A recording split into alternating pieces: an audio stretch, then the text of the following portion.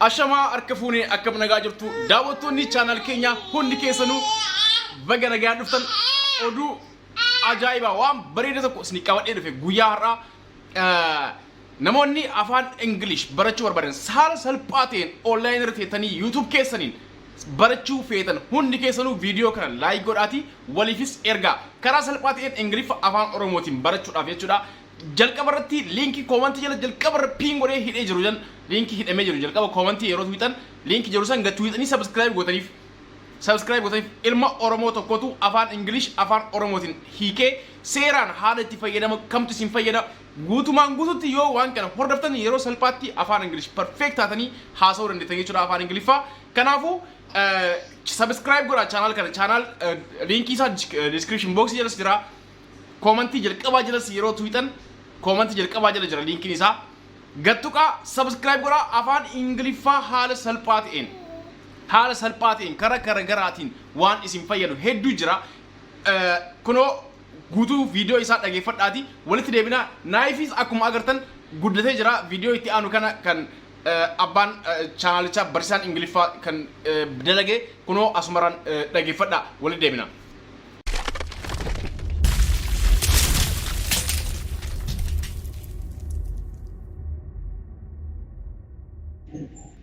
Faayidaa amma afaan isin barsiisuudhaaf deemu kana isinitti himu. Sababni isaadhaatis faayidaa afaan kanaadha bal'inaa waan beeytaniif. Tokkoffaa faayidaa afaan kanaadha beekuudhaaf Google, YouTube, internet garagaraadha keessa seennee fayyadamuu yoo barbaanne afaanota kanaan seennee barbaanna. Rakkooleen nuti afaan kana wallaaluu keenyaaf mudatu keessaa fakkeenya tokko haa ilaallu. Afaan kana wallaaluu keenyaaf fakkeenya amma jechaa jiru kana haa fudhannu. Barreeffamni kun speed up jedhama. Speed up jechuun maal jechuudha? Waa'ee saffisaati. Fakkeenyaaf karaa makiinaa gubbaarratti bakka haalan saffisaan deem jedhamtu yooniif kan suutaan kan deemtu taate makiinaan si duubaa dhuftu si dhahuu dandeessi. Fakkeenya lammaffaa kanuma sanii wajjin wal fakkaatu. Slow down jedhama. Suuta qabbaneessi deemi jechuudha.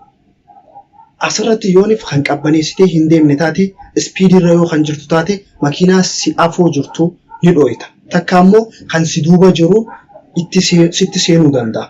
Saniif suuta bakka deemuu qabdutti barreeffamoota garagaraadha kararra jiru kana dubbisuu dandahuu qabna jechuudha. Fakkeenya lammaffaa explosive jedhama. Jechuun maal jechuudha? Ukka'uu jechuudha. Wantoonni akkana kun wanta nuti binnu irratti wantoota nuti fayyadamnu mana keessa fayyadamnu irratti barreeffama jiru.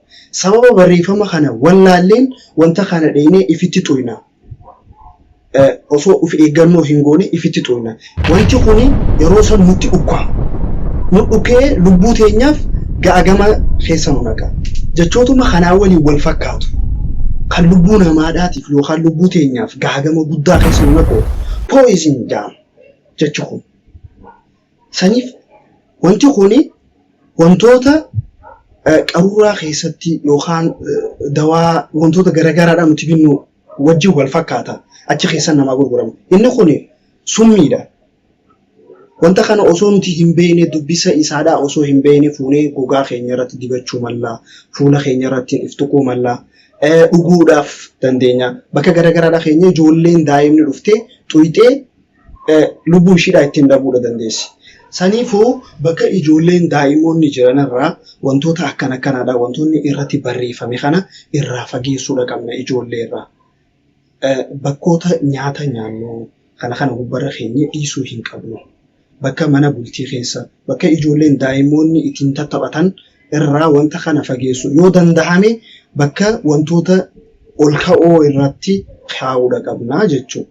Egaa kabajamtoota daawwattoota keenyaa wanti hanga ammaadhaa isin barsiisaa turre gama lamaan barachuu dandeessan. Barumsa kana gama lamaan barachuu dandeessan. Tokkoffaa gama YouTube'aatiin barachuu dandeessan. Gama YouTube'aatiin gizeen jiru viidiyoo akka har'aadhaatti waraabnee tolchinee bareechinee isiniif dhiyeessine kana akka kanatti lammaffaan gama zuumiidhaatiin zuumii asirratti argamu kanaan gama guruppii keenyaa seentanii guruppiirraan zuumii yeroo nuti achirratti isiniif liinkii ergine achiin barachuudha dandeessan. Gama yuutuubaatiin egaa akkuma beektan yuutuubni isiniif himuu wanniin jedhu viidiyoo wal faana takka lama jennee jennee hanga zaatti isin barsiisuudhaaf nuti qophii keenya xumurannee jirra.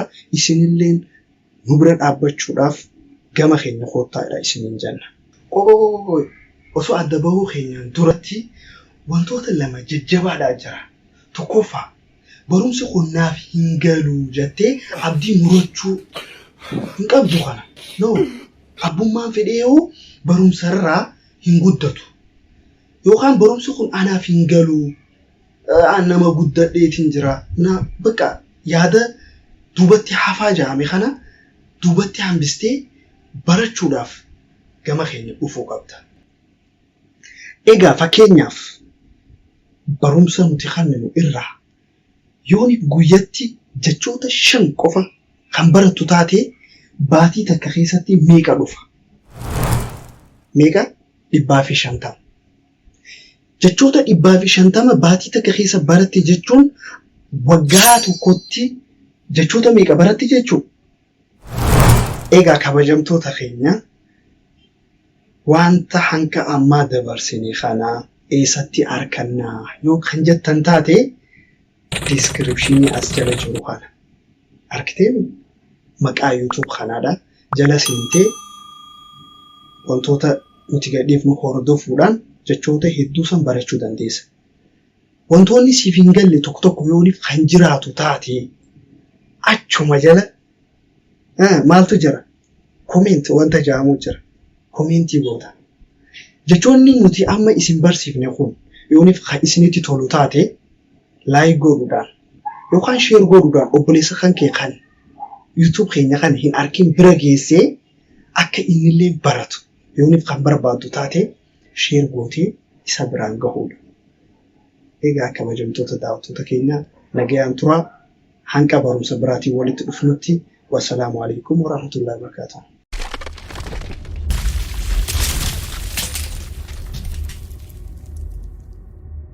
Egaa viidiyoo isaa akkuma dhageeffattan haala salphaa ta'een Ingiliffa barachuudhaaf jalqaba wanti isin godhuu qabdan chaanal isaa kana subscribe gochuudha. Subscribe gootanii mallattoo notification isa yoo tuutan yeroo hundaa yeroo inni viidiyoo barumsa haaraa gadhiisu kallattiin isiniif dhufa jechuudha viidiyoo isaa.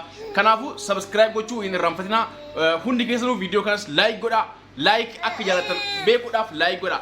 Haala salphaa ta'een Ingiliffa itti baratanidha jechuudha. Naayifis Ingiliffa barsiisaa jira. Hey, how are you? How are you? Kono naifaso jalqabee jira. Naif guddatee jira. Baay'ee guddatee jiru mas saffisaan jechuudha. Baatii 9 fixee amma 10 seenee jechuudhaan maali? Kanaaf akkuma isiniin jedhee channel kana subscribe godhaa. Commentii jala yeroo gadi commentii gattuutan linkiin jalqabarra jiru sun kan isaati. Subscribe godhaati afaan Ingiliffaa haala salphaa ta'een baratu jechuudha. Basic English osi maqaan laalaatiin subscribe godhaa. Haala salphaa ta'een English baratu. Yeroo hundaayyuu kana booda linkii isaa community jala isiniif kaayaa share ni godhaa fi isin ammoo seentanii hordofuu qofa. Haala salphaa ta'een Ingiliffa barachuu qofa. Subscribe gochuunis dirqama waan ta'eef subscribe godhaa. Bye bye hedduu isin jaalladha. Yeroo itti aanutti walitti deebina. Nagayaan naaf ta'a.